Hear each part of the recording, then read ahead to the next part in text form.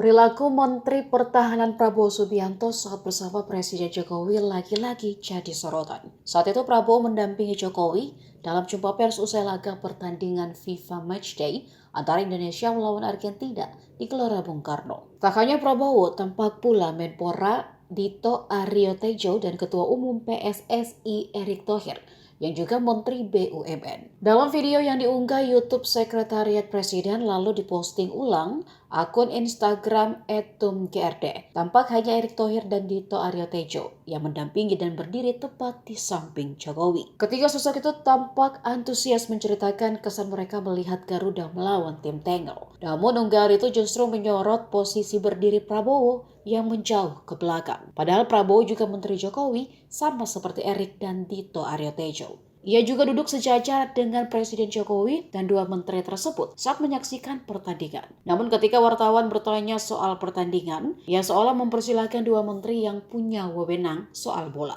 Sikap itu dianggap santun oleh netizen dan Prabowo dinilai sebagai sosok yang punya adab berkelas. Sorotan terhadap adab Prabowo bukan kali ini saja terjadi. Sebelumnya ragam pujian dan doa juga disampaikan warganet saat ia terlihat tidak berjalan di atas karpet merah yang digelar untuk para pemimpin negara di ajang G20 di Bali akhir tahun lalu.